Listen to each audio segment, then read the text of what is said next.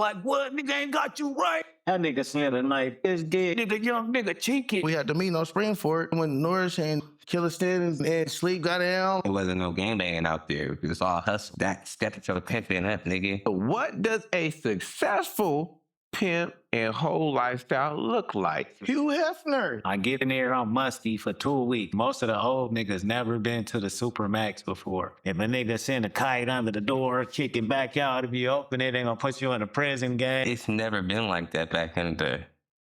What was it? A bitch get a decision that it's one Hubb. Real nigga, die real nigga. Yeah, I squeeze triggers, big blood, banging in the club while I'm popping bub. Gang signs, checking gang signs, I'ma bang mine. Ladies and gents, without further ado, it's your boy C Pizzle. You already know. It's Memoirs of a GangSta. I got some of my brethrens in here, you know what I'm saying, from the turf since the knee high, since yay high to a grasshopper with me. Got my nigga NF to Jeff, you know what I'm saying? Got Jeffrey in here with the healthy hustle hats and gear and all that shit. Got my nigga Tiny Hubber, aka Sir Hubber, the 16, you know what I'm saying? A little bro Q Smoove, you know what I'm saying? He chiming in, you know what I'm saying? We gonna make it juking, you know. It's your boy CP, it's the host, man. So interesting enough, everybody from the section, you know what I'm saying, pretty much. Kind of come from the same rules and regulations, still moving in different parts of life. Some of us in it, some of us out it. You know, just crazy how the game introduces you to different things, right? And then whatever latches onto you, you know, sticks, you know, since like throwing a bunch of shit at the wall and, you know, something stick to it. So a lot of different things stick to us. So in that, and Jeffrey, you know what I'm saying, if you're gonna pay attention, goodness, brother. Excuse me, sir.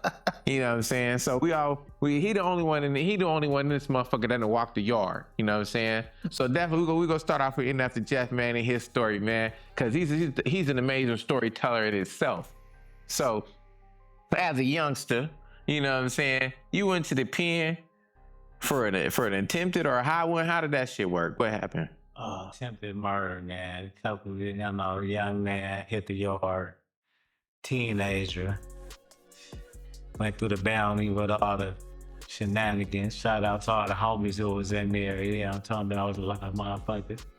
But yeah, what you want to know about this situation? I mean, you could tell us about how your case went with the time you got. I know you ended up getting an appeal or something, right? Don't have your head too low. We want to be able to see your face. You know, getting smacked with like a 25 piece. Hit the yard at 18. Went to the Supermax, you know what I'm saying? Sent Salinas Valley in Salinas Valley, California. Fucking hit the yard. No homies on the yard from the section. All niggas from everywhere else, you know what I'm saying? Shit was hectic around that motherfucker, I ain't gonna lie. I mean, got up in here, a lot of Bay Area niggas. I've been shot down with a lot of Bay niggas, LA niggas and shit. Fucking the Bulldog, hit the yard, see some victim shit. All the Crips, they killed 50 Williams when I was in that bitch, you feel me? Rips is going crazy, he working with COs, stabbing COs and shit. Yeah, it's crazy shit. Yeah, so I mean, everybody got a thought process of what it's gonna be like when I get to the pen. You know, I need a knife. You niggas gonna be like, you know, they be thinking that niggas is getting raped and all kinds of shit. What is it really like when you hit the pen? When I hit the pen, it's like most of the old niggas never been to the Supermax before. Like when I hit the yard, I was like, not to interrupt you, but speak up a little bit, but what is the Supermax? Supermax is level 4, 180, right? So when I hit the yard, most old niggas 30, 40, they only been to level 3. So they telling me bunk ass shit that never was gonna happen. It's not like you think. Niggas telling me, oh, don't accept nothing. Don't do this, don't do that. They're gonna kill you. So when I hit the yard, I go out cornball. I get in there, I'm musty for 2 weeks because, nigga, I won't accept nothing. I'm scared of motherfucker. Nigga like, yeah, the homies got deodorant for you, get basket. Nigga, no, send that shit back. They dance will stop, I don't want it. So when they tell you don't accept nothing and you didn't, so hold on, for them that don't understand, you say you musty for 2 weeks, right? So you aren't able to go to commissary or are you in reception? Like, so I did all that. So when I get to the level 4, it's lockdown most of the time. So everybody's not even coming out. Niggas not getting no store, no commissary. They've been on lockdown for a year before I even get there. These niggas ain't even been outside for like 7 months straight. You feel me? So they not getting no canteen, no nothing. So, and I'm waiting for my shit to come from reception. So I haven't even got the shit. I get there, I'm waiting for my shit.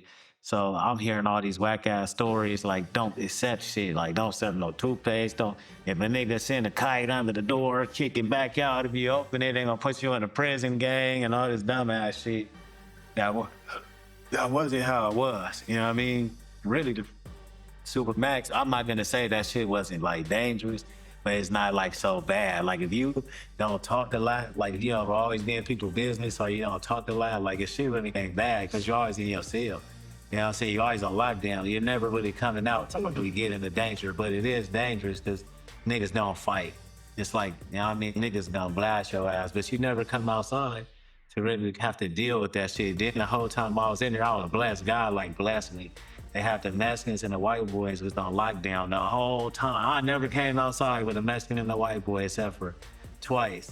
And when they did, nigga, they stabbed each other up and I never seen their ass again. You feel me? I seen some traumatizing shit. So the first time I came outside, the white boys set the Mexicans up. Nigga, they had a big ass powwow, food and shit. They was acting like it was cool. They was drinking and shit. It's the first time I ever came outside.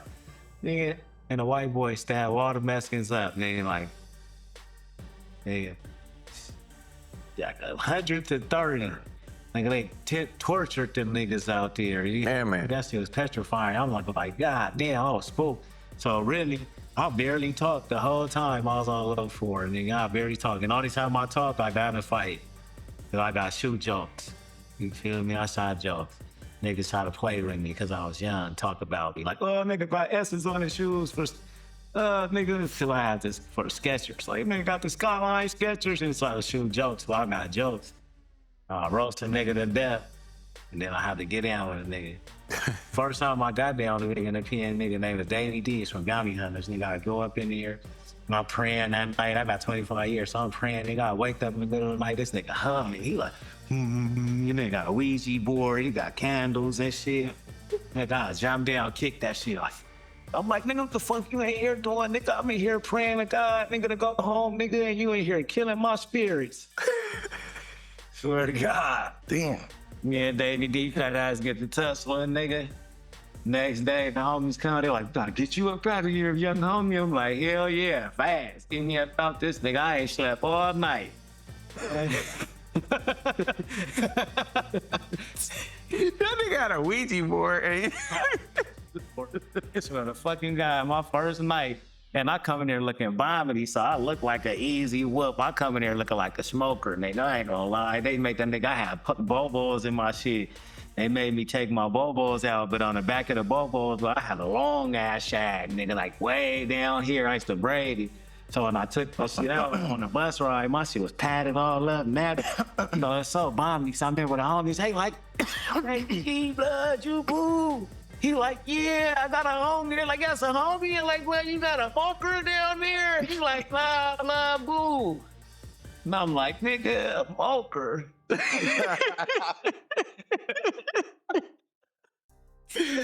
So, when you got up in that motherfucker, did you get you a poker? You know, you thought you was gonna have to. Got my first poker. Shout out to the homie Mad Bob, bro. Big ass nigga. First homie that hit the yard, he said, I'm a big ass hammer, nigga. Like, wham, nigga. That nigga slid that shit. Like, he came to the door. I was in the cell with the homie Bleak Rule from Little Spark. Shout out to my nigga Bleak Rule. He like, Blood, you look out for my young homie. He like, what's up? He like, nigga, you did the homie yet? He like, nah. He like, what? Nigga ain't got you right. He should all be back. Nigga ran off, nigga. Unboxy, you that bitch. That nigga slid a knife. This gig. I said, what the fuck I'm supposed to do with that? He said, nigga, young nigga, chink it. You need to get it to the yard, nigga, chink it. I said, chink it? What the fuck, boy? You know what I did with that burner? I put that bitch in my mattress. I've never seen that motherfucker out one time till I flushed that motherfucker. I ain't even gonna lie. I'm like, fuck, I'm gonna do with this big ass goddamn. When he meant chink it, he meant put it in your ass. He wanted you to keister it. He wanted you to keister it and sneak it in. Not put it in your ass, nigga. Put it between your ass cheeks, nigga, and walk out to the nigga. I'm not cheeking this big ass knife. Hey, I heard the Mexicans shit, they be on the yard, nigga. They be shitting them motherfuckers. They be really putting it in their ass, shitting it out like nigga, like crouched down, nigga, hand underneath their ass when it's about to go up on the yard, and they be really shitting them motherfuckers out. Dude, I remember we had, so my celly, nigga, he was in a wheelchair when he was faking me. That nigga was a savage. This nigga, we had bust down his wheelchair. Nigga took all the metal out the back of his wheelchair and busting bitches into like 9 knives, nigga. And we spread that shit out to the homies. I remember one day they was doing a fucking raid and the homie was put all kind of knives in his wheelchair, you feel me? Like try to stash him. But the ones that we took out the back, we screwed them bitches back up in his chair. So, nigga, we seen they go to the brick nigga down a couple of stairs away. He had a wheelchair, nigga. They had his shit upside down, nigga. They was shaking that bitch. Well, we got the shooting kites to the homies. Like, well, we finna flush all you niggas burners. You feel me? All you niggas shit that didn't get screwed in the back, them bitches gone. Cause niggas have metal. Niggas don't get a lot of metal knives. So, nigga, we had strong ass knife. Nigga, the homie from Lincoln was like, blood, shoot my shit back. I'm like, blood, how we gonna get this nigga shit back? Nigga, the police out here coming any minute. He was like, nigga, I'm finna take my shit to the rack. He was finna take his shit to the bunions, nigga, just to keep that metal. He was finna put that shit all up in there to keep that. I was like, that's a cold nigga. Shit. So it went straight to the motherfucking toilet fucking with me. I would've had a plastic thing next week. So what year was this? That was 03. So you had 25 years of life in 03. You didn't take a deal? Hell no. What was they offering you? Or did they offer you anything? They did. They offered me an 8-piece. Or you said, fuck that, I ain't do nothing. I said, fuck that. Cause I had this bitch, man. She was an attorney. She wanted $25,000. And she told me she could have got me out with no time. So I'm like, nigga, my case weak. This bitch just came in here and flat out said, you come with this 7,000 right now. Okay, it's 25 bands. I'd get you out on probation. What happened? That's how the fuck defend me. Nigga said, life. So, Crying and shit. so what ended up happening? How did it work out? Shit, man, I was in the motherfucking law library. I was putting in some work, but that really didn't do it. So they really had like technical difficulties in the case. So they really don't go off of like if you did it or not. They go off of like mishaps in what the police did. You feel me? And they had like a lot of like mishaps in they shit. You know, I ended up coming back on the appeal. When I came back on the appeal, I got blessed. Maybe like, the nigga who the main witness on my case, he got shot in the face like 2 weeks before I came to court. He was in a coma, so he couldn't testify.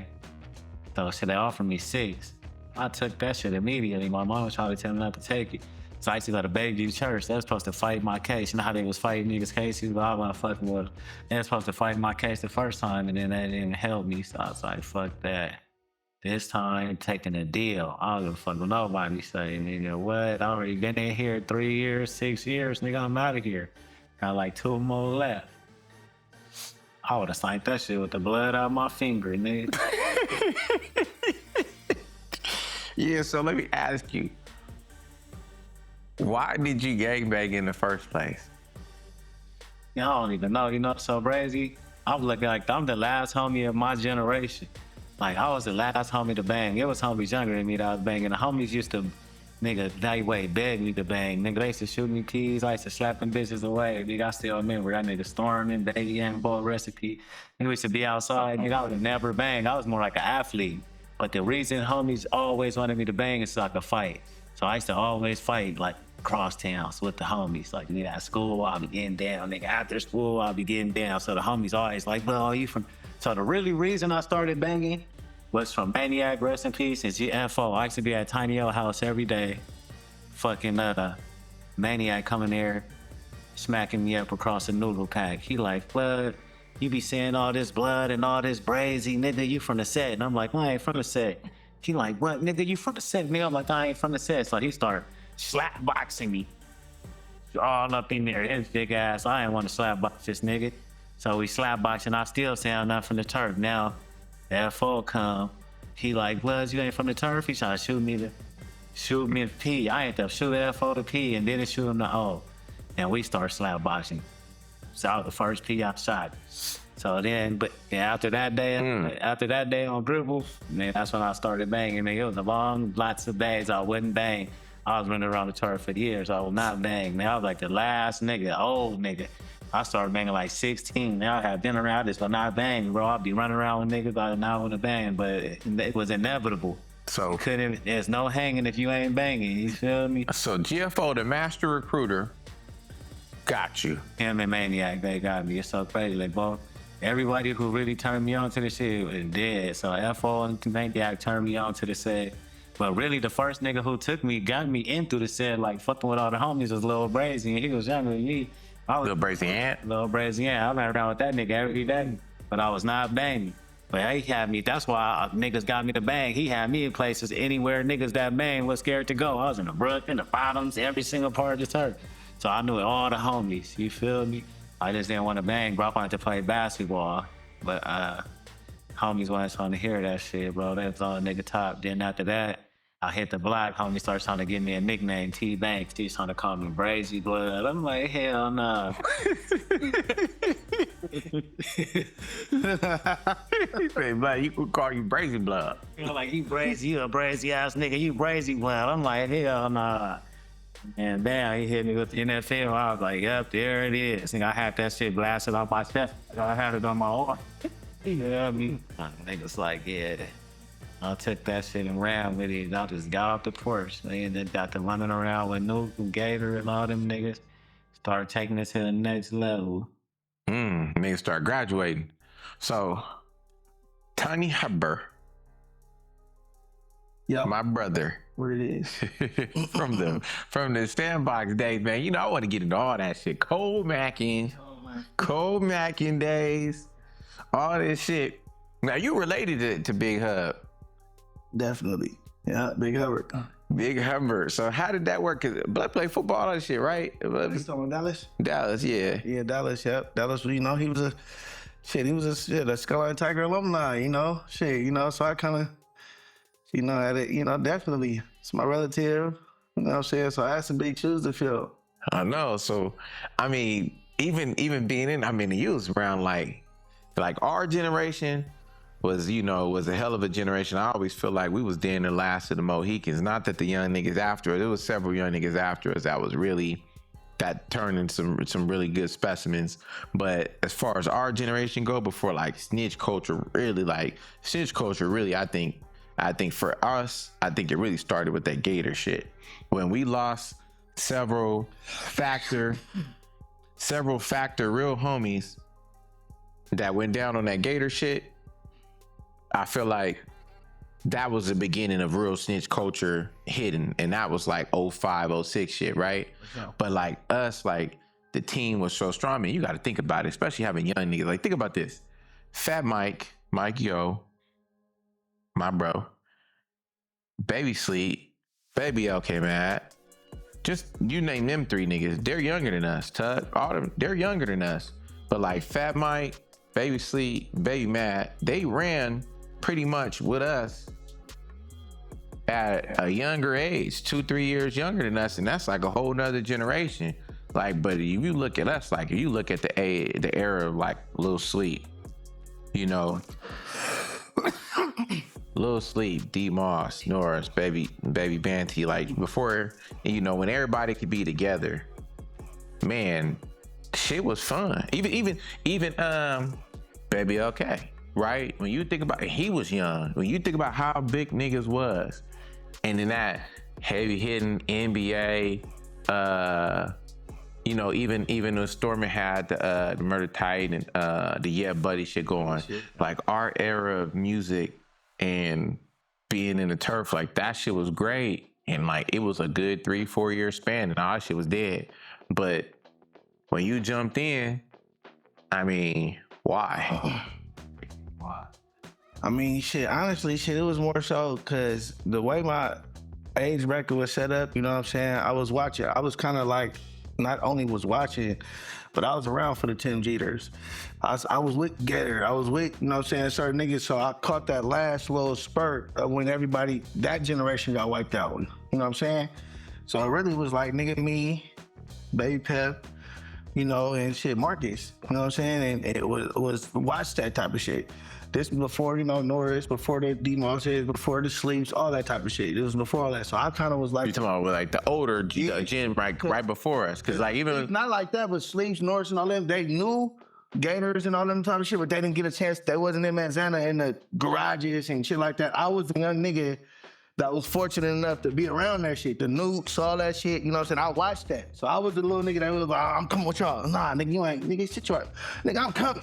Nah, nigga, you staying here. And now me and, you know, Marcus or me and just sitting back like, damn, nigga, wish we can go. You know what I'm saying? Right. So when that shit, when all that shit happened and unfortunately everybody started catching their cases and all that type of shit, they kind of really left niggas to kind of figure it out. And I think a lot of niggas clinged to me because they knew I was around and that was my attachment. Like I wasn't a nigga who was a fan of Gator and shit like that. It was my real friends, my older friends. Like, you know what I'm saying? And you know what? You always, like, even when we together, but you always got that energy. Like when we come together, it's always that energy from 03. For sure. 03, 04, 05, 06, 07. Like that energy from that era, like for me, that was like the greatest era. Like I stepped in around the 02 era, but like that 03, 04, 05, 06, 07, that was the greatest era. And everything after that, I was just going to jail.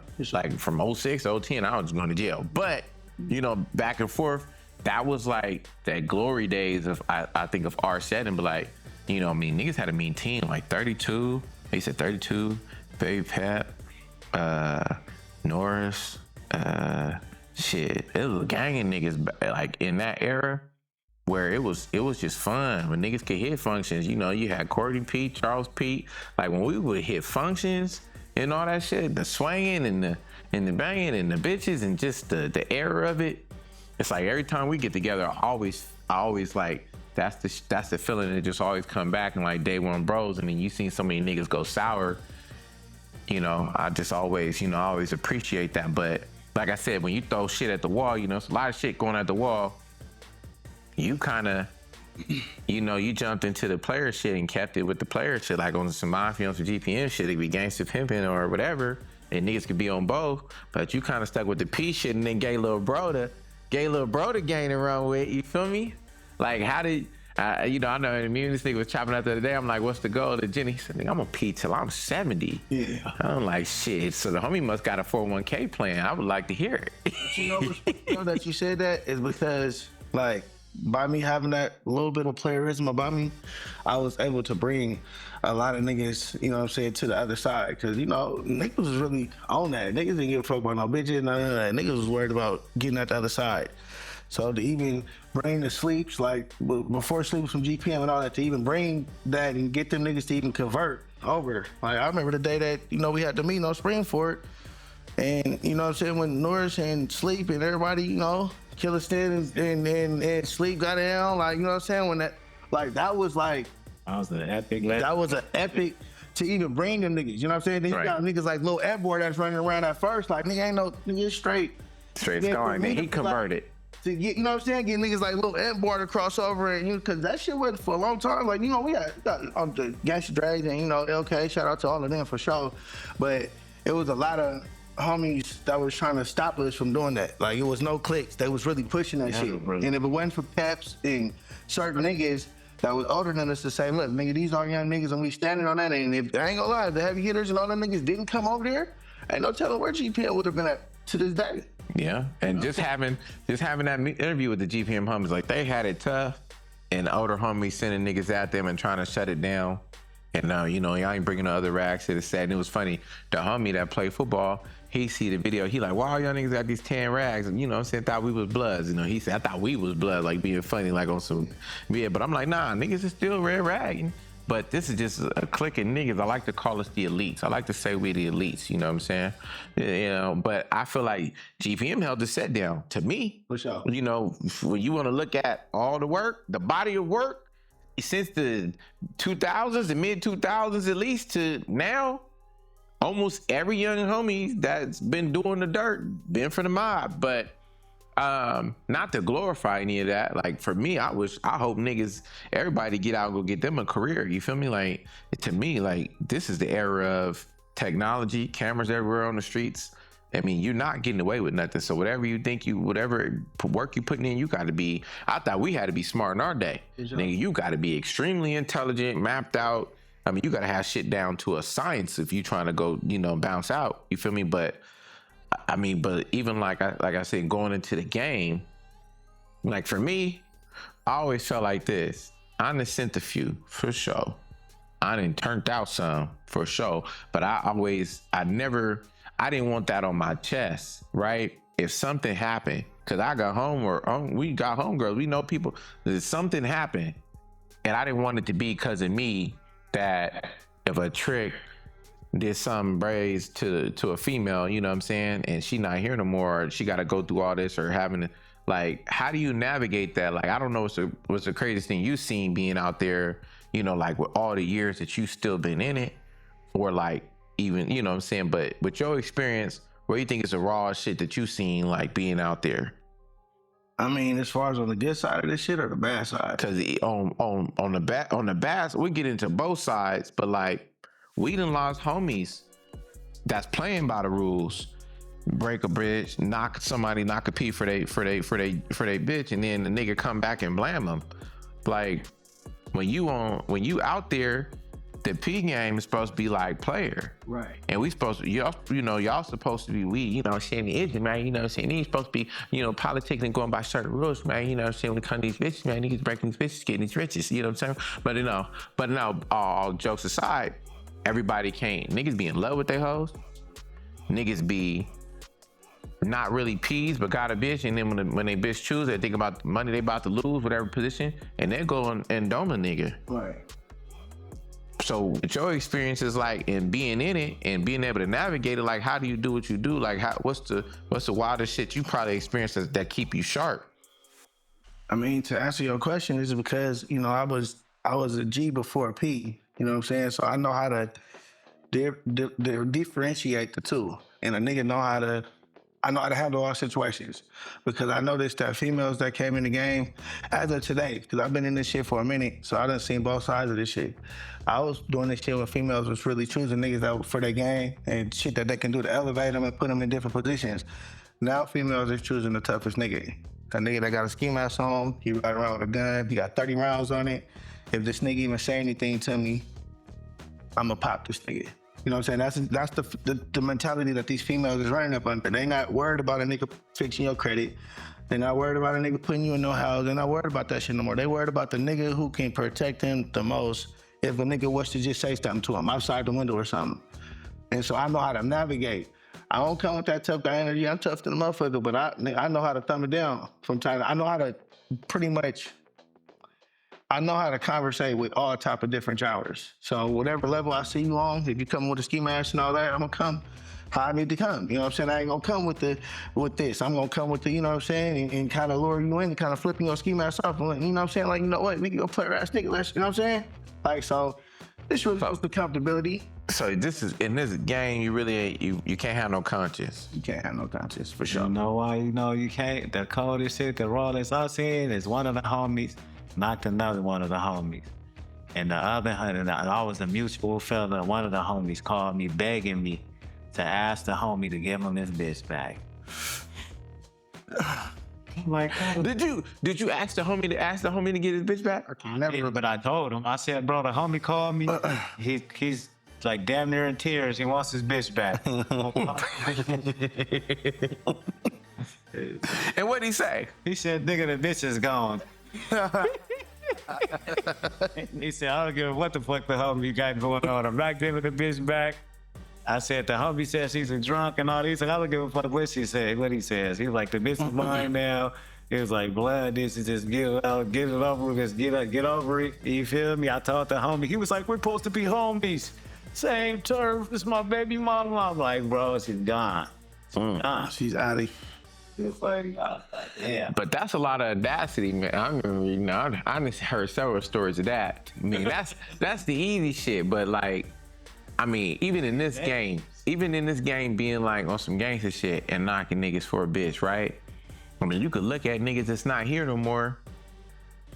Like, I don't want to say no names, but nigga knocked the nigga BM, and the nigga, I heard it. I'm gonna edit that part out of where a nigga from, but it was a story about a nigga knocked a nigga BM, and the nigga's son was in the pad, and the nigga talked to his son, and was getting the information, and came up in the pad, had the son open the door, walked in the room, and blammed the nigga. You feel me? Like, that's how dangerous this shit be with fucking with broads, and when you a known member, and you knocking nigga bra from the other side of town, imagine knocking a nigga sitch who bringing in racks for him, and he won like, the homie got popped like that too. He said he knocked the nigga bra, whatever. The nigga had had to find my iPhone on it and pulled up on him and the bride and blamed at him, nigga, and popped him on like his birthday. So my question to you though, right, is what do you think he went wrong at? Because at the end of the day, you meet a random girl at the club, y'all have vibing, y'all having a good time. You go to this woman's house and you don't know this woman is in the middle of a divorce or a marriage or whatever the case may be, and the same type of scenario happening. So me thinking on the other hand, I'm not finna go to y'all. Let's go get a hotel room. Let's go, you know what I'm saying? Let's go somewhere else to where I don't put myself in a position to get the door unlocked. Well, in the first story, while I'm laid up sleep. In the first story, their niggas was both known gang members. Right. And he knew the other nigga was mad at him and hating him. And sometimes niggas will knock your bitch just to try to get one up on you. You from the other side, fuck that nigga.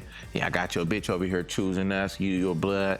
I'm a Crip. That bitch is fucking with Crip dick now, or vice versa. She fucking with blood, or she a Lincoln Park bitch now, right? Or now she with the East, right? You'll antagonize your enemies. That situation, they both knew about each other, knew that it was an issue. They've been having an ongoing issue. He just happened to be up in the nigga baby mom crib, and the nigga was talking to his son on the phone and got his son to come and open the door, and he blamed him, right? The other story about knocking the bride, you knock a bride, I mean, I guess you got to be sharper than that. I ain't been in that lane in a long ass time, but I guess you gotta be sharper than that. Your P might find my iPhone on you. It's damn near a checklist. Like, bro, how do you navigate that? It's damn near a checklist. Like, if a chick you break on the chick. I follow the one P nigga on Instagram, and he like, look, if you ain't a real P, I don't even serve you.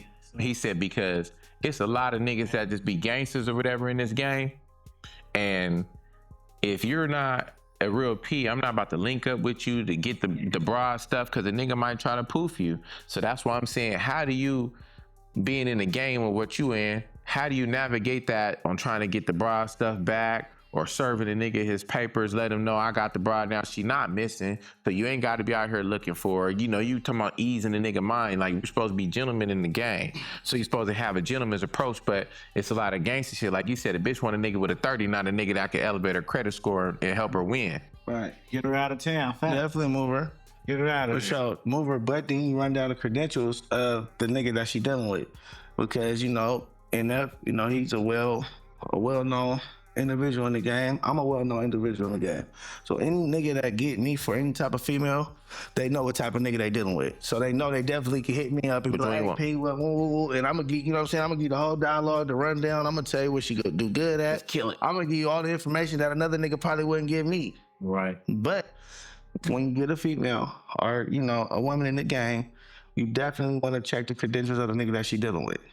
And if you don't know him, then you probably want to make some phone calls or something to see what type of nigga you dealing with. And then that's how you navigate it from there. Because if this nigga got a ski mask on in a 30, I'm not pulling up on this nigga, asking this nigga for this bitch social security card and all these IDs and all that. You can keep that, bro. The DMV open Monday through Friday. Nigga, I done got my car. The birth certificate spot open every day from Monday through Friday. It's gonna cost me a little bit more. You know what I'm saying? She from Ohio, we way in Arizona or California. It's gonna cost me, but I'm gonna take that flight. I'm gonna go do that before I pull up on you and try to do all of this. Well, so you being little bro, jumping in the game, like I mean, we know your early exposures, bro. What made you feel like I want to be a part of this? Shit, nigga, the lifestyle, shit. I mean, it look interesting, shit. You know what I mean? That is how I grew up, shit. I mean, how did you knock your first thing? Your first sits? What happened? Tell us about it. McDonald's drive-thru. Tell us about your first turnout. Your first. Bitch, you know what I'm saying? I started a little bit, wasn't for real. You know what I'm saying? And, you know what I mean? I ended up popping her shit. This nigga was already doing his shit. I'm always riding with this nigga. I've been in the car since 14. You know what I'm saying? I'm in the car. I've been with this nigga. I've been riding up and down and motherfucker. You know what I'm saying? Listening, observing. So you feel me? My first time I got grown. Bam. Shit, man. popped it at her. Shit, she liked it and shit. It wasn't good from there. Shit, and I've been in the since. Shit. So she checked something for you. Oh, for sure. I think one of my first joints I had, right?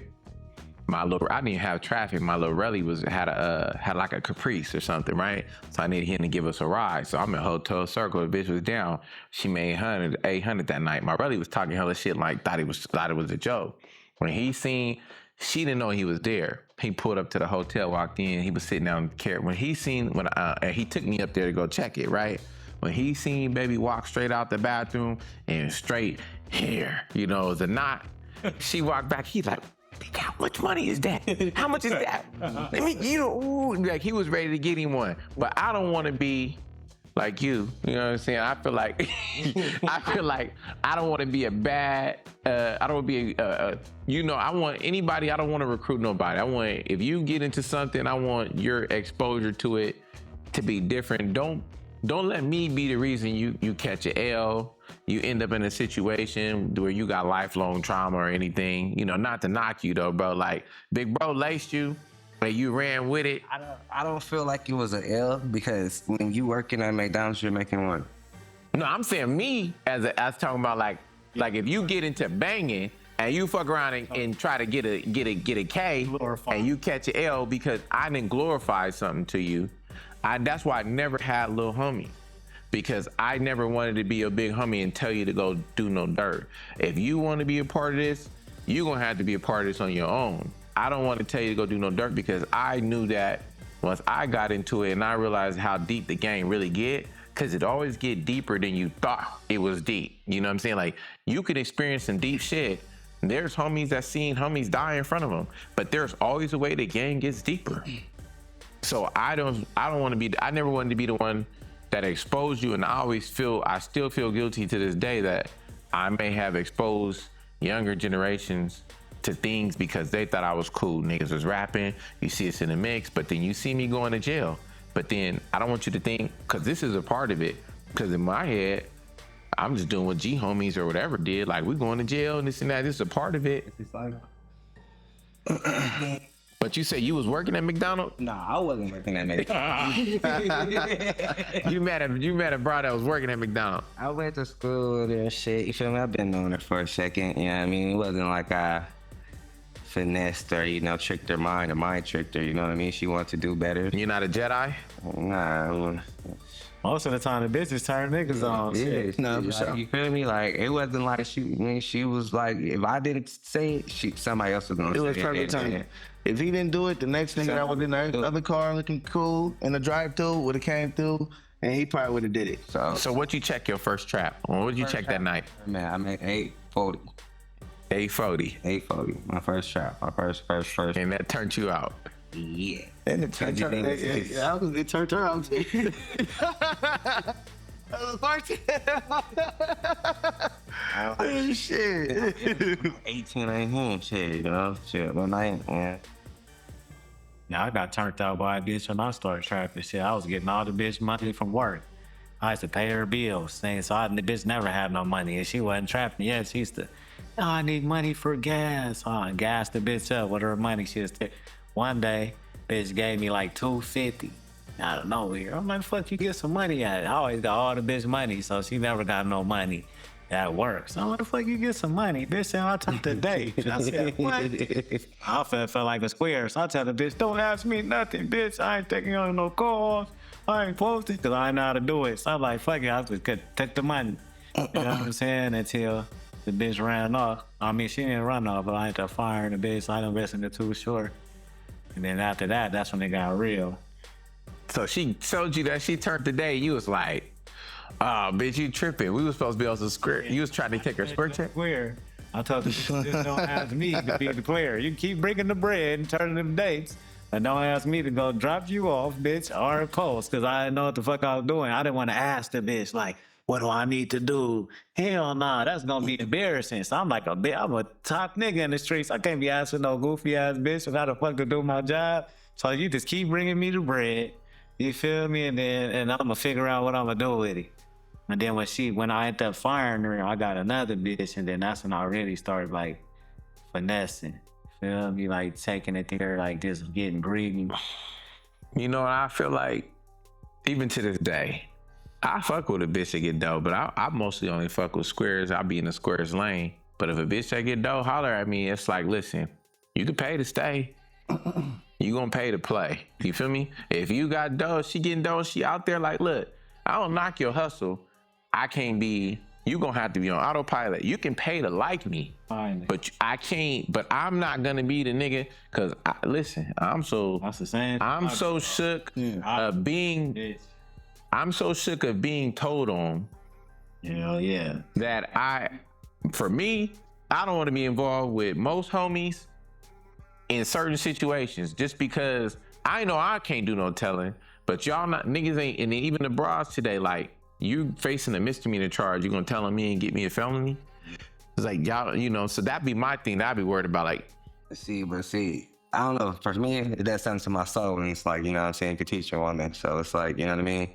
If you could teach a woman how the laws work, you know what I'm saying? What this says if you do this and what it could be if you know what I'm saying? It's all about teaching a woman. A woman loves to learn. You know what I mean? She wants a man to teach her. You know what I mean? And Shit, to add on to what he's saying, not like that, but most of the niggas that you be sitting here with all that time and be getting told on by all these women, if you ask the nigga, they probably knew this bitch for a week, maybe a month, maybe 2 weeks. You ain't never even got a chance to get in tune with this woman and see her likes, her dislikes. You don't even know if she like you or not. Any woman that can sit on a stand and tell on a nigga, it gotta be because you done did something crazy to this woman. or she don't know you. You done beat her ass too many times, you know what I'm saying? You got her drugged out, like it's more to that, you know what I'm saying? Because a woman that you deal with and a woman that you naturally, like we shit all the time. We got homies that have told on niggas and then you thought about it and was like, damn, I love this nigga so much, and then you done retract the statement. Right. You didn't do it because you did it because you like, damn, I know this nigga mama. Like this nigga mama hit me telling me to take the statement back. so I got a question, man, because this selective politicking is a big thing. And it's been like that. Me and the homie Baby Bugs, we talk about this all the time, about selective politicking, right? And who we choose to put a politic on and who we choose not to. Pimping on a minor. It's a lot of niggas on registered sex offender sites. It's a lot of niggas, like some niggas just really didn't know. I give you that. But there's rules in the game that we set, that's set in front, that even me, like I said, I done been in the game, but even me to know about. When you look at the rules of the game and what it's supposed to be, a bitch supposed to come with what? An ID? An ID and some money. An ID and some money. If you fucking with a bitch and she already, if you got a turnout, she's probably not supposed to come with shit, right? She can come with her rent check. She can come with whatever or nothing, and we can go get it up. But if a bitch is already in the game, she's supposed to have a choosing fee. If she can't get her own room, what's the protocol? And wait a couple days until Monday morning, bitch, we getting the ID, or Getting the ID. I say put the bitch in a room with another bitch, but she only got like 48 hours. But you see what happened. Monday opens up, you go down there. But most of the time, a bitch is saying, you'll be like, yeah, we gonna go get that ID. This how you know that be. They got hella excuses before it even open. They'll be like, oh, but I can't. And then that's how you'll be like, bitch, what the fuck you mean? So in that sense, you put a bitch in a row with another broad, right? But look at the East Dago niggas when they had that indictment on Pimp C and all them niggas, right? And then they had bitches. So niggas be putting a black eye in the game. Not saying that they did it, but niggas will collect a trap from a young bitch and let their bitch take the trap from a young bitch and they'll get the money. So I didn't pimp her. Yo, bitch was getting the dough from her. 48 hours, you gotta go get that ID soon as the DMV open. I ain't It's gonna lie. Friday night, you got till Monday morning. I ain't gonna lie, for being in it for a minute, you know what I'm saying? One thing I know for sure is that a minor does not know her social. What the fuck is your social? I don't give a, you grown up, you know social. You know what I'm saying? Right. You don't know that, you're a minor. You don't have to play the DMV game. We can go to DMV, we can check it out for sure. You know what I mean? You don't know social, you're not. Okay, so she don't know her. That though, like as a gift and a curse, And I can say this for everybody that's on here is we all got daughters. I have a 19-year-old daughter. I know what a 16-year-old act like. I know what a 14-year-old little girl act like. I know what a 15-year-old girl look like. So 10, 15 years ago, if you was 20 years old and you happen to be riding down the, you know what I'm saying, you running into something young and then boom, you get caught up and you 20, she's 17, okay, I can understand that type of shit. But if you've been doing this shit for 15, 20 years, nigga, you almost 40, 35 years old, nigga, we got daughters to say. This is the only reason why I look at it like that. Cause nigga, my daughter could be the little girl that's on your case. You know what I'm saying? Like you know every aspect. We all got daughters around that age. I got a 16-year-old daughter, I got an 18-year-old daughter. You know what this little girl, how this little girl talk, you know how she walk, you know everything about this little girl, bro. Like at 20, you probably didn't know that. Cause we even have kids and shit. But at 35, 40 years old, bro, you dealing with your daughter, bro. Like, you know where the fucking kid is. Y'all know homies that preyed on young bitch. And that's all I'm saying. All of them are not. They Oh wait, we are homies that was up at Moores and shouldn't have been up no. No, you know what the excuse was? Morris had that adult school. That was the excuse. Remember that little adult school in the back that Morris had? That's why they said, nigga, you ain't even enrolled in that. yeah, with their more Yeah. Yeah. Now we can talk about that. Now they gonna be mad at us. We ain't gonna... Nah, they be mad at me, nigga, because I ain't saying no names, but you know who you is when y'all see this shit, nigga. I was the little young nigga that had that girl. This is why I even started even in the game. You niggas turned me into doing this shit because I was kissing on my fucking girlfriend in the sophomore year and junior year, and then I'm walking her to the front of the school and she talking about her fucking uncle's outside in his fucking Cadillac and she going with him for the weekend. And then I kiss her and I love you, baby, and I'm gonna see I'm gangbanging, so I really don't give a fuck. And you come back to school Monday or Tuesday with $300 for me. And I'm like, oh, you know, uncle gave it to me. It was just, hey, what's your uncle in LA all weekend? And this is what, you know what I'm saying? This is what even turned me to the game, because then I start realizing, like, what the fuck, what was you really doing all weekend? You done gave this nigga $5,000 and he sent you back to school with $300. So, you know what I'm saying? So that's what got me. My girlfriend was out doing this type of shit for older nigga. You know what's crazy though? Y'all know who y'all was that was doing that shit. Now let's talk. I ain't gonna push y'all niggas. I ain't gonna say no names. When we talk about the underage peeing, right? It was a lot of homies that had underage broads, and they was underage. So I mean, that's fair game. Right. But imagine the kind of exposure to life that we got, right? To where you'll be a minor, peeing with another young, you know what I'm saying? And y'all be so young, like it kind of like with the parents. Where is the parents at where your young daughter could be out here in the middle of the night or broad daytime walking the Triznak or on the internet, you know what I'm saying, and getting posted and niggas got fake IDs. I mean, even we was going to TJ as minors, right? So now we got you got your daughter location. I got all my kids' locations. You got all your. But what I'm saying is, no, ain't no turning it off. You 16 and you turn your location off, then we gonna have a problem. Right. So what I'm getting at is, there's parents that's not paying attention. Right. It's also parents that's not parents. You know, some parents is smoked up. Some parents are indulging in that shit. Some parents is doing that. Nah, but you know what? There's parents that went through the shit, and now you feel me? I'm talking from my own experience, right? There's parents that are not paying attention just at all to what their kids is doing, and they not smoked out. They got regular jobs, but they just have too much trust in their kid or ain't home enough. Some parents think they from the streets, and they be with their kids when they do it. I just was in the hair store getting some hair from my daughter, and the little BG was talking to her mama about running fades. And her mama sitting right there with her like it was nothing. You feel me? Like that. She like, yeah, mama, I have to, next time, mama, I'm a and her mama like cool with it. She ain't saying, I'm gonna fuck you up, all that fighting and shit. Her mama like, cool. Like, girl, whoop her ass. My daughter had to. That's what parents is doing nowadays. Parents is recording their kids throwing up GangSta. I just seen one of them. That's right.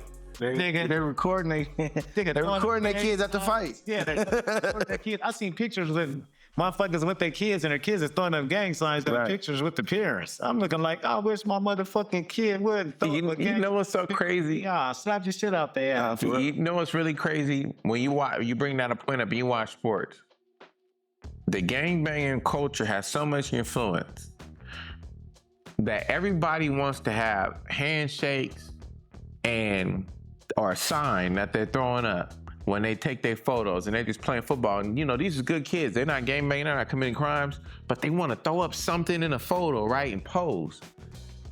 And they want to have a clique. They want to be this kind of clique. They want to make these shirts, they want whatever.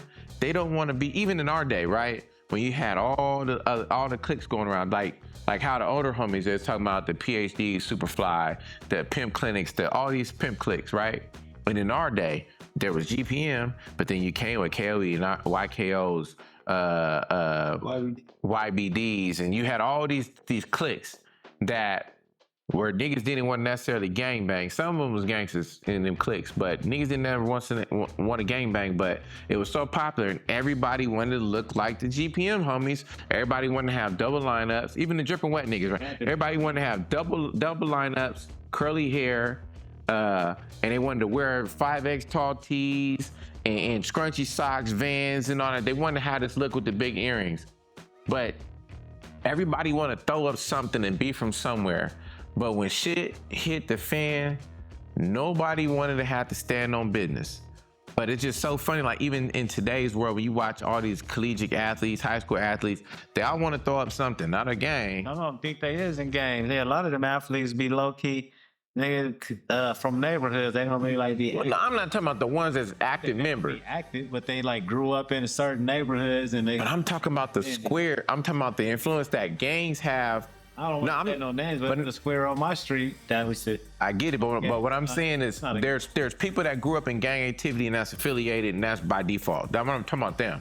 I'm talking about the real ones that actually grew up in it. I'm talking about all the square athletes who get in them photos and throw up. They probably got family members. So like you think about all these little niggas growing up in Chandler and Gilbert and shit, and they family came from Chicago. It's just the social media. I'm talking about strictly niggas get on social media, watch all these niggas in the South doing all this crazy handshake shit, and then they get on their football field and they do all this extra shit. I shake everybody hand regular that's not from the gang, not from the clique. I don't even play around with secret handshakes because it's like, for what? You're replicating something that came from something that meant something that people die for, ride for, do life for. I don't really like it. You know niggas be squares. Every time you shake a nigga hand, they throwing something up. I be like, what the fuck is this nigga shaking my hand? Right. You don't even know me. I squeeze barely it. bet you I shake squeeze his it. hand like this. I squeeze that shit. Niggas be like, I squeeze that shit. I be like, yeah, it's all good, bro. What are you throwing up in my hand? It's just social media, bro, for real. Hell I mean, yeah. everybody want to look tough. Nobody want to look soft. Nobody want to look like they testable, for sure. And Nobody want to look soft. hey, Nobody want to look testable. my mama. Make niggas test you. Even I mean, in our era, that made niggas test you. This era, you might get validated by that shit. Hey. But if you threw some shit up around here, or running around with the niggas who we ran around with, you getting tested. Yo, hey. I don't give a fuck if you throw up the same gang as a nigga. You getting tested, bro. hey, look. You ain't exactly out. Nigga, Go, what you is throw up that? the same What's that? gang as a nigga. What is that, homie? Where you from? Yeah. That's what I'm Hey. Nigga, where you? Even this. Oh, you better have something to say. Yeah. How about this? Snitch culture, right? You look at snitch culture, right? Let's call snitch culture. They need a handshake so we can identify. Y'all niggas. So Y'all need to start doing PC shit up so we know who y'all niggas is instead of Let's fuck not away talk from y'all. about Y'all need a gang. Y'all need a snitch gang. But when you look at snitch culture, right? PC. Yeah, the PC nigga. But when you look at snitch culture, right? Yeah. Niggas be so bold. Well, they'll walk up to you and know that they bad, or even be showing their face around the city where they know they didn't put somebody away. And niggas know, especially high-profile members or whatever, niggas know that you done told on a nigga, like, listen, if you're a regular innocent bystander and somebody do something bad to you and you decide to work with the police, that's expected. You're not a snitch. You're an innocent bystander. But when you live by certain codes and laws, niggas break it, and you got homies I feel like snitching is so acceptable today because you got homies. I'm not telling nobody to do anything to anybody, but you don't even shun them niggas. Niggas know that they could tell on a nigga. Hold on. Niggas know that they could tell on a nigga, and out of 100 niggas, half of them still gonna fuck around and be my friend. Even if it ain't in public, they're still gonna talk to me. Until we older. Like the young people, they more activated. Like when we was younger, it wasn't so as much acceptable. Nobody really cared about going to jail. You really had no kids. You was doing your thing. But now everybody's so worried about not going to jail. They don't want to do nothing to nobody. You feel me? Like, hey, I ain't about to risk my freedom. But nah, I'm not even saying don't hurt nobody. But if a nigga knew that he wasn't gonna be accepted in the community, he wasn't gonna have no friends no more, niggas gonna turn their back, they might not. It's but hard to shun the niggas. Not me. It's hard. Remember one of the homies, the fat nigga used to be on the block on the G. Niggas tried to shun him. Hey, listen. He ran with niggas. Hey, listen. And when he tried to, when I came across the nigga, He held tried on for a long time. I know what he talking about. Hey, look, when he tried, held on for a long time. I thought he damn near was gonna bring himself back Hey. in the way he was. hey, he tried. Nigga was pushing. He tried it when the nigga seen me, but like me, but that's why I stay away. He almost was back in the way he was pushing. Niggas ain't going. You feel? That's why everything. I stay away from shit because I know me and I'm just gonna stand on business with what I believe Fight in. him. My thing be, he tried to, it didn't come to a fight. The nigga you brought up, I seen the nigga, Buccaneer, and he's like, what's up? This and that, he's trying to holler at me. I'm like, look, you know what it is. You know what's being said. Yeah, he tried to explain himself. Listen, it don't look good. He had tried to shoot me there and I gave him a straight handshake. I didn't see the work, but I heard of what was said. Now, a gangster I don't know, I'm not saying niggas is scared of me, but a gangster, if you don't shoot him the turf, that's almost like an automatic fade. So, the fact that he didn't go for the fade, though, I know I won that, but the fact, listen, I ain't the toughest nigga and I don't even pretend or portray to be tough and I don't even talk tough to niggas at all. I'm just confident in me. I think that, listen, it's only a few niggas I think can get with my program and I'd be glad they're on my team. But outside of that, I just, that's why I stay away from shit because even then, with a recent situation, a snitch nigga will stand his ground and act like he's not what he is because snitch culture is so popular right now and so many niggas will see a nigga and be accepting of him that I hope everybody watching goes and get them a job and understands that the streets is a myth. Get a job. Go get a job. Trade. The streets is a myth. Go get a trade. Peeing is a trade. Go be like them. Nah, don't even do this shit though. Fuck that. No, they lied to us. Get in the street. And you know why they lied? Because they only showed us Right. the good side of the shit. And that's why it goes back to me and my little bro. I never showed my bro. He seen the money, he seen the bitch, he seen how we live, but he always seen the, hey bro, it's collect car, I need you to go bail me out. Hey nigga, I need you to, hey bro, I need you, you know that money we made? I need you to give me $2,500 nigga, because now I gotta spend that on a lawyer, or you know what I'm saying? He seen that side of it. So that's the side that niggas don't show people, blood. And that's what we need to start showing them. Hold on. All don't understand, nigga. I was a young nigga. He was there. I was there. In order for me to use my mom's car, that was the thing. So that's how he really know Norris. He really know the heavy hitters. He know every home. He know the news. He know he been at Gator in Mezzana. He know Pam. Like he was the one that hit your little ass. He was the one Pam was like, get your ass upstairs. Like he was that one. You know what I'm saying? So it's like, nigga. I watched y'all. You know what I'm saying? Yeah, I'm in the middle of a I seen podcast. everybody fall. I learned from y'all fucked up. You know, let me see that stuff. That's why nigga I ain't never record. I'm gonna see the move, nigga. No matter. I peep. You know what I'm saying? I sit back, I peep gang. I learned from y'all niggas, bro. Like, you know what I'm saying? I learned how to do certain tests. You feel me? Okay, a nigga acting scary or he acting this way, nigga keep gonna tell on you. You know what I'm saying? I seen what niggas was fucking like that.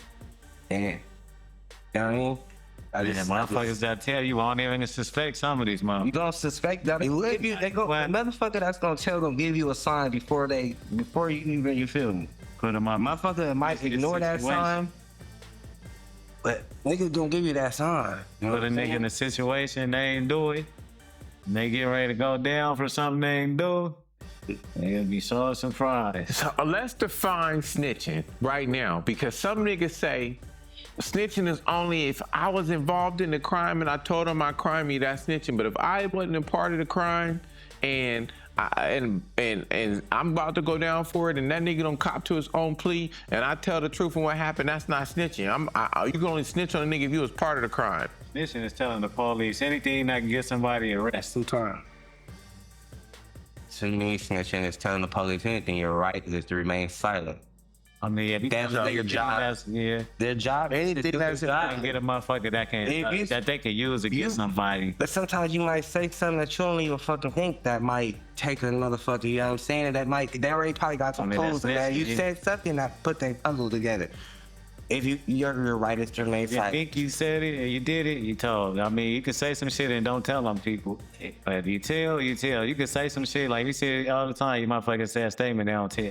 If you say a statement and you get somebody crossed up, whether you try to do it or not, you told. Let me ask That part about it, bro, snitching is even, and it's sad to say, snitching is even telling your part of what you did in the crime, telling on bro. yourself. And it's a gift and a curse, because it's like, damn, nigga, all we want to know is what you did, and then everybody, you know what I'm saying? You take your time, and then everybody, but You know what else I said? that's kind of like, somebody- you know what I'm saying? Because if you do that, then you kind of giving them a closer narrative on how to bring that case together. some people feel like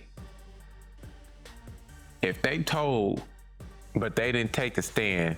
Oh, you told, yeah. You told. I say what else is telling people won't say it's telling. Is you knowing about a crime and you're not telling the police, but you go tell somebody you know is gonna tell the police. Yeah. That's snitching. It's a Say time. somebody get popped and you know they're not gonna get caught, but you go and tell their mama, the person who got killed or something, because you know their mama's gonna tell. So you run over there, you go to their mama and you be like, you know, he that the one that did that to your son. And you tell it. Cause you know mom's finna call the police. Yeah, you put that battery in the motherfucker back, You for sure. feel me? But see, the thing is, and that's what I want to tell you, young fellas out here, and like that's out here still actively, because we all members and we all on different paths in lives. And I want to tell you niggas this, bro. If you are with 3 or 4 niggas and y'all go and decide to go do something to a person, it don't matter who the shooter is. And this is how it was between me and amongst me and all my peers. I don't give a fuck about the nigga that's in the car riding me. I'm the nigga that basically did it, because if you got that time, I gotta take that time with you. I know how you niggas be feeling like, oh nigga, I was just a driver, and no, nigga, it don't work like go. that. So By just yourself. don't go. We got bruh. to.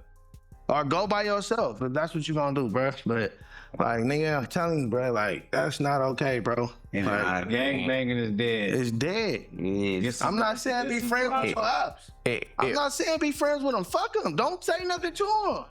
You don't gotta have them. Nigga, just Dead. You don't even got no ops. If you niggas is young and you jumping up the porch and be an ops, or the niggas at school you got in a fight with at the flag football game, you don't got no ops. You know what I'm saying? It's you like got people you dislike. So to transition back, transition back to the P game though, right? What does longevity in the game looks like? Because in a square job, you got a 401k retirement, right? You supposed to save money, 401k, all these things. Yeah, ain't no 401ks in pimping. What does a successful pimp and a successful pimp and whole lifestyle look like? Pastor Sir Hubb, Mr. Hubb, church. the church. What was your early influence on the P game? Why did you get into it, and what do you think a successful pimp and whole lifestyle looks like? A pastor. when I first got into this shit, I thought you was supposed to grab all the money that you can grab out the game, run up 500,000, 300,000, sit on that shit, spend it as you go, buy a house. I didn't know as I got older that you needed the paperwork behind this shit, that you needed proof of how you getting this money on this shit. So that's why I got friends like you. Learning the business. So you saying you didn't know the I business? can say, hey, CP, you know, I got ran up $50,000 out the streets. Let me invest in that selling trucking company that you got over there. Oh, so you ain't gonna go become the pastor of the church and say you got all your money from tithes? I mean, honestly, when I decided to do that, because one day I'm gonna transition that way, but I don't play with God. I mean, You most know of what the I'm pimps I know, man, they get old, man, and they run the congregation. No, Shit, but most of them are no, but what I'm saying, about one. no, but no. Shout out to any pimp that became pastors, but No, but listen, I'm talking about like, no, seriously though, in the P game, right. start to finish, what does a successful pimp and hoe lifestyle look like? I know you're talking about the what's called, but I'm asking you, what was your early influence that made you want to be a P? And then you being in the game long enough, and you saying you want to P till 70, what does that look like? I mean, honestly, my early influence was, was living in, Paradise Hills, and I used to see certain individuals come through. Like who? Certain individuals, the sideways camp, that was a big influence on my life. I used to watch the dudes come through. They buy all the bottles. They got all the females. They got all the jury. You know what I'm saying? They got all them. They put up bankrolls of money. They got all the music. They got the city. You know what I'm saying? At this point they got it on Smash. Shout out to Sideways. Shout out to Sideways NT. Magnificent. You know what I'm saying? Like, Carlos, rest in peace. There was a lot of people that came through on that end. That was. And I ain't gonna lie, that kind of made me look at shit differently, because I'm like, but I looked at it differently. Like, they looked at it like, I'm about to get rich and get up out of here. I looked at it like, I'm finna get rich and feed my homies and put some businesses in the turf, and, you know what I'm saying, and generate some money. I looked at it differently at that point. But as I got older, now I realized, like, shit, nigga, you can't bring everybody with you. We from the ghetto, man. We see motherfuckers seeing money. Yeah. Anything where you see some money that you can get your hands on and doing that, like you got the opportunity where you can do it, motherfucker gonna get his foot in there and get that bread. You feel me? I can answer honestly. Yeah. On my everything. Yeah. Dago, yeah, he started pimping for sure. But when we moved to the Bay, you got your pimp. You stopped gangbanging, blood. I mean, I stopped gangbanging. You didn't stop gangbanging, but it wasn't no gangbanging out there. It was all hustle. That stepped to the pimping up, nigga. Okay, my bad.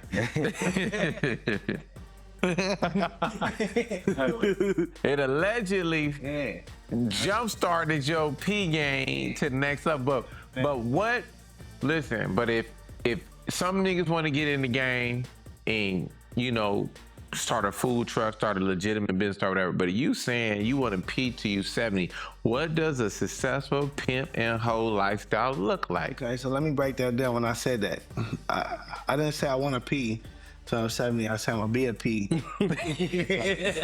So you know what I'm saying? Just because you a P, that don't mean you actively still in the That field, part, but you still giving good advice. I'm a You P, like the man. blind. I'm not in the game. And I'll take good advice from, I'll call him and I can ask him certain things, because, he still got the mindset and he still got the game.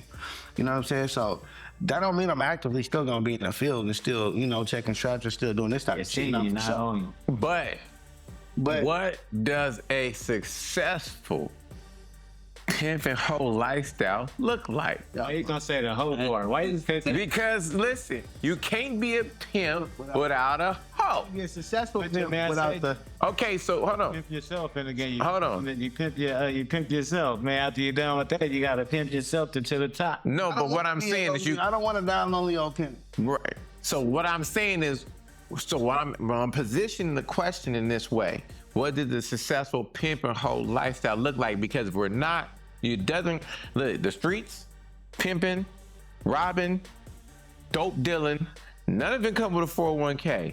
So what does a successful pimp and hoe lifestyle look like? Hugh Hefner in a big ass motherfucking mansion, living with 15 to 12 to 15 women, and everybody on the same path. And we living good and we streaming in this motherfucker, and we showing everybody this lifestyle that we completed. Because we ain't completed the lifestyle yet. Because when you ain't completed, because you're still going through the journey. But the completed lifestyle, I ain't gonna lie with you, Hefner. You know what I'm saying? Like that was complete in my eyes. It's even bigger than he had, but You did. That ain't no pimp hoe life. That P. Diddy shit does not give him no credit for no pimping and hoeing. Let's not give him no pimping and hoeing, what's it called? it's bigger, you know what I'm saying? What's It's the about biggest business. skill than Hugh? We talking about real pimping. Yeah, well, you have to look at how how motherfuckers are billionaires about doing nothing. And now when you consider some. I wouldn't say they billionaires by doing nothing. And that's still work. Motherfuckers It's always work. That's what I'm saying. It's always work. But the job is to set them up to make generational wealth. Right. You know what I'm saying? Life insurance. Is this niggas make so much? You can't put that out. Let's talk about life insurance. Hold on. I ain't got to the question. We're not bumping around. What does hold on. So you told me what the end game. The end game look. Right, but everybody in game ain't the same. So that's the My end game is I don't want to have to wake up every day worried about how I'm finna pay this mortgage or how I'm finna pay this bill or how I'm finna. That's not what I want. So I want my money to work for itself. So it sounds like everybody has the same objective, whether you got a square job or you in the hustle. Everybody wants financial security. It's all about meeting at the top. No matter how you got there, it's about me. It's about meeting up there. You got pimps, you got hustlers, you got pilots, you got motherfuckers that doing all type of different. You got motherfuckers that work at Walmart. That's eventually gonna make it to the top because they've been in with the corporations for so long. Okay, so then We all gonna meet up there, and then it ain't gonna even mean nothing. So okay. Once you get there, y'all don't talk about how you got there. Okay, better question then. Better question then. What does a good hoe look like? I'll let you answer that. One at a time. One at a time. It's like Coco. Oh wait. A good hoe looks like Coco. Oh no. So hold on, wait. Now that's wait. That's a typical. That's a typical beautiful blonde white bitch that can get a lot of money. But that don't necessarily make her a good hoe because she was checking dough to Ep.8 while she's fucking with Ice-T. Bad. Because a good hoe, I don't think a good hoe pay 2 P's. I don't think she split her money. And they split no wait. A good hoe can't be splitting no rations. Some hoes can't afford to pay 2 fees. It's about choice. It's about choices. Probably was making one choice and then she decided to make a better choice. But she's still with one nigga. Went back home all the way. She's still with one nigga, but she checking into another nigga. I don't think that's a good hoe. So who's wrong? The nigga that's checking it? The nigga that's checking or the nigga who she with? No, I said what is I a got good. to be the nigga that you check. You ain't gotta be with me. As long as I'm checking it, we ain't gotta really. But wait, I said what does a good hoe look like? I didn't say that part. We gotta see. I'm asking for specific answers. That's what a good hoe looked like, obviously, because the nigga kept her after she checked that dough for that other jack. He didn't let her go. Is that love or is that a good hoe? That's a good hoe. You think he don't love the bitch? No, he loved her. Okay, so then he was willing to accept that. Man, he compromised his integrity possibly. But what does a good hoe look like? If you had to pick your dream hoe, what would the sitch look like? It wouldn't matter if she gave a nigga some money, long as she gave you enough money to live. Again. You keep deviating against every question. No, hold on. But listen, brother. But hold on. 1 minute. NF. I'm asking specific questions. You keep going off with other shit. Listen, that's a good hoe. We didn't even talk about that. We left that there. Follow me. I said, what does your dream bitch look like? You telling me about what Coco doing? Fuck the bitch. I'm talking about. Hold on. Well, what does your dream bitch look like? Not that. I'm not asking about that. We moving to another subject. What does a dream bitch look like? Your dream. In my eyes, a dream woman. You know, because I categorize women in all, no matter whatever you do in life, I categorize women all in the same boat.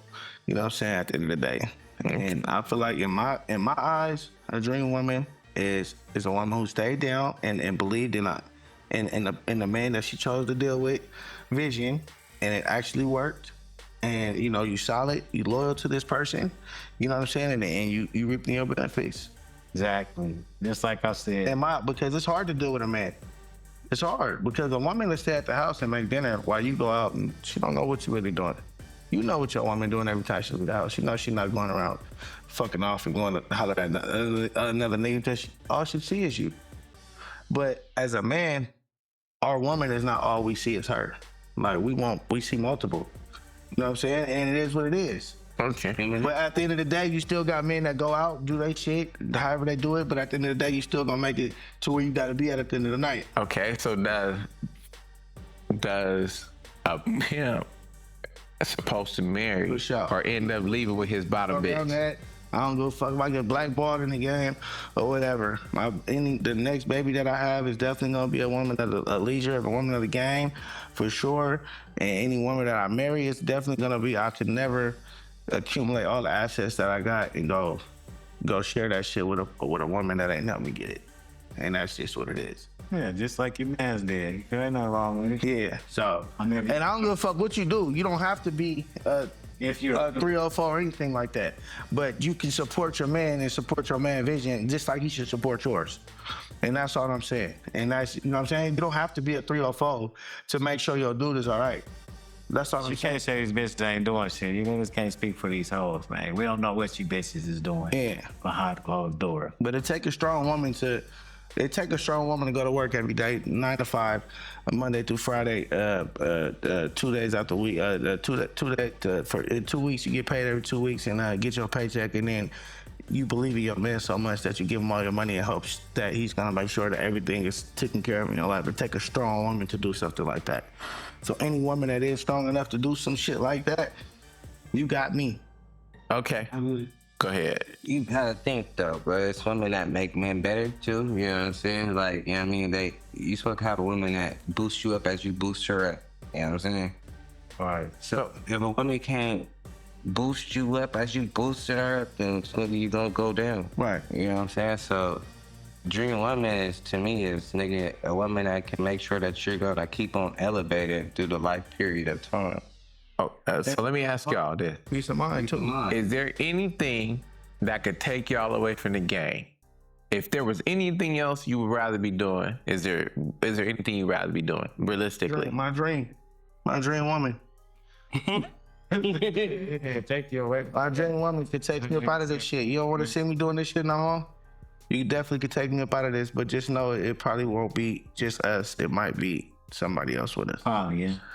Possibly. Okay, let me ask you, another question. So Before we leave off, and I'm not no cheater, so you ain't never got to worry about a nigga cheating on you or none of that type of shit. I'm very honest. but before we leave off, niggas glorify stables, having a stable. Now, what is your belief on stables versus a main hoe, and a main hoe versus if she don't want a stable, is that an issue? That's a fair question. In my eyes, it's a lot of niggas out here with 3, 4, 5 different women in their life, but they only got one female money. If you got 4 females, you should be able to take care of 4 females. So they all hoes. A stable of hoes versus Stable of hoes. If you versus got in one main. 3 hoes, then you need to have dinner $300,000. You know, in my eyes, you know, because I'd rather have one female and we rich as fuck together and we doing our thing, and opposed to me having all of these different situations in my life and I don't got the money to account for this shit. Now, what if your main hoe don't want you to have a stable? It ain't about what you want. You said a dream. You said a dream woman. Let's see, man. Oh, I didn't say it. This one ain't got to be the main hoe. Ain't got to be It's all the about dream. you. It's about your peace of mind. Okay, so the main hoe ain't got to be the dream hoe, right? But if you got a main one that's putting it down, and I hear about it a lot where they don't want you, they want to be the only one. Now, you know, I hear a lot of people say, well, you got to be able to put it down for what 2, 3, 4 hoes would be able to do. That's where the game's fucked up at. It's never been like that back in the day. What was it? A bitch gets a decision of this one hoe. That she gets to decide what you do. She get a decision if the woman that you decide to bring in ain't up to her caliber. Yeah. So you at least Cody, Yeah. Cody, I didn't want to. at least have a woman that's gonna match, you know, and her energy and the shit that she brings to the table. At least have that. A lot of niggas got got a masterpiece. You got a gold mine. Okay. But then you bring in these little dirts. But- And that's the dirt that's gonna come and put the case on you. That's the one that's gonna come make you lose all the assets that this woman that helped you create. Because 9 times out of 10, when these niggas go to the feds and all this shit, everything you took from them, it don't be from the bitch that told on them. Okay. It be from a bitch who you just ran into. And that shit done fucked up your real life. Okay, so what about this though? Peeing and having a square bit, mixing water and wine, mixing oil and vinegar, mixing, you know. Do they live together? If they live together, we in a big old mansion together. We in a big old mansion together. Everybody, y'all can do hair. However, we bring it in this bag. We can bring this motherfucker. So you can mix. You can mix oil and water, oil and vinegar. On that side of the house, she got a big ass room on that side of the house. It don't matter what you're doing, as long as at the end of the day we come to this round table and it's all making sense. But the square inch is making 80,000 a year, and the woman of leisure is making 200,000 a year, bringing in 20 bands a month, right? That's light for a worker, right? Let's just say an average of 20 bands a month. And she like, you got this square bitch in here and she's not doing what I'm doing. This is a problem for me. And the square chick, she don't really want you messing with that because she looks down on the hoe. How can you manage having a square in your life and a woman of leisure? I could never have a woman in my life that look down on any woman that I deal with. Because if you look down on any woman that I deal with, then you look down on me. Any woman that's not open-minded. Any woman that I deal with that you look down on, that means you look down on me because I done scooped down to this woman that you look down on level. And so now I'm down here with her in your eyes. But also, any woman that's not open-minded can never learn anything. That's true too. You can't learn if you're not open-minded. You're not willing to know about this, that, and that. You can't correct your mind to learn some different shit. But it ain't always about the lingo. It's not. It's about learning. You know what? I look at it like they gotta both come to a head because the square might be mad at the baby, but she's getting more money, and the other baby might be mad at the square, but the square has everything you need to buy and do the things you want. She got the legitimate income coming in, so you want to open these businesses, you want to prove where the money comes from. Damn, she's the proof. One thing I learned though, it's not about the money with women, it's about the feelings. Yeah, it's about the feelings. You ain't lying. But that's why And that's what it is, but they all gonna have those feelings, but you gotta just have to deal with that. It's gonna be a full-time job. So how about this? Can a P love his bitch? Fuck it. yeah. You better. You better. You telling me that if I do everything for you, that's what you don't want to say. You don't love her? Hey, if that man don't love you, I will. Feel love, baby. Hey, baby, you ain't feeling love? Hey, don't believe the hype. So is it okay? Is it okay for a P to tell a bitch you love her? Like, Yeah, for sure. You tell your homies you love her? Yeah. So why can't you tell your bitch that's bringing you everything for you to eat, survive, and do all of this that you love her? Because it sounds square if you tell it to a bra, right? But it's an image that they painted. To me, it's an image that they painted that they want to make you feel like this and that. This woman does everything for you, sir. Not a square. I don't you're care. It's two different kind of loves. You're either in love or you love somebody. I don't mean that you're in love with them. You feel me? Personally, I don't believe in love. You got my back. I got your back. You know what I'm saying? So you can't tell somebody you love them if you don't believe. Yeah, you don't believe. If you love somebody, you gotta hate her. You know what I'm saying? Just have the shit together. no, sometimes it can't be a love-hate relationship. But that ain't no dream woman, though. I don't want no woman to ever make me want to hate anything in life. Yes, a woman's supposed to be acceptable. I should say the stupidest shit in life, and you should want to believe in that and say, you know what, I'm about to make that dream come true. And this is how you can make it better. You know what I'm saying? Like, I see where you're coming from. This is where you need to fix it, and let's make it better. Look, you're in love sometimes and you love people. It's a big difference. When you're in love with somebody, it's way big difference than Okay. Wow. Okay, here goes a good one. This is all like folklore, common folklore or myths or questions that be asked. We debunking all the questions for the HOs and for the squares out there to understand. Do you kiss your bitch? Does a P kiss? Now you get funny, huh?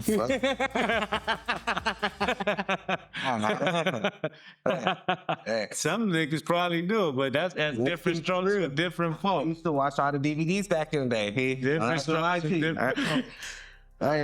If you looking for that type of love, baby, then stay over there. I swear to God. That nigga funny. I swear, I might kiss you on your cheek, or I might hit you on your neck or something, you know, if you some fine shit. And I might catch you in the mirror getting ready, and I'm like, no, because you fine shit. You know, I might believe. We got to leave something to the other side, you know, and we got to leave. I don't even celebrate Valentine's Day. I celebrate the 15th. You know what fucked me up? Look, is that look, I watched all the DVDs, I watched all the YouTube. Snooki, but Let's speak on Snooki, bro. okay, I'm not. Snooki. I don't know what. Can't do that. You cold nigga. Snooki might see this. Innocent. So, okay. So we don't. That's my favorite DVD. What? So- This itself. So to wrap this up, we don't hold hands. We don't slow dance. We not kissing and all that. We got each other back. You can tell a bitch you love her because you love a bitch that look out for you. But we not necessarily in love. We love each other because we are in this together, and there's a bond, there's a understanding, there's a I give a fuck about you because you are my woman in my life. But the square shit, there's a thin line between love and hate, and there's a thin line between being in the game and being a square, and we're not gonna mix the two. I think that a nigga should just be himself. You feel me? That's what the game is fucked up. They knocking that people that got in. That's not what they do. People be yourself. You know what I'm saying? Yeah, so. Whatever you like, that's what you like. You know what I'm saying? If this is what you do, make sure your business is your business, your personal is your personal. You know what I mean? Motherfuckers ain't they stuff nowadays. But it's not. Everybody It's wants- never about money though. So we ain't gonna make it about the money. It's more so about the peace of mind. Cause the money gonna be there. We always gonna get some money. But it's the woman. I think the woman that brings you the most peace of mind is the woman that you should, be all in for. For sure. Well, to wrap this up, I appreciate all my brothers coming in. A lot of good things and good game was determined. Be a square, stay out the streets, go get you a job. If you're in the game, be in the game, be full-fledged for it, be careful. Don't let a bitch trick you, because if you getting tricked, you should trick your damn self. Nothing wrong with loving your bitch, but keep the square shit for the squares. Just, recapping what we was going into, man. And, overall, just be yourself. Be happy. Be with somebody that makes you feel a certain type of way. If you got a bitch that even want to make you lead a game, and she's your dream girl, she make you want to lead a game, lead a game. You know what I'm saying? Everything has an ending, right? All good things must come to an end. You had your fun, and now it's done. Whether you banging, whether you jacking, you selling dope, whether you peeing, everything got an expiration date, including your life. Live it to the fullest. Be happy. Be you. Let's just all stay free. Stay sucker free. Stay out of jail. Stay out of prison. And let's have a good time, man, while we here left on this earth. But, we appreciate y'all tuning in, man. It's Memoirs of a GangSta, you know what I'm saying? Got to be with my brothers. This was good information. And that's the Jeff, Q Smoove, Tiny Hubber, Sir Hubber in the game, gentlemen in the game, man. Real nigga, die real nigga. Yeah, I squeeze triggers, big blood, banging in the club while I'm popping bub. Gang signs, checking gang signs. I'ma bang mine.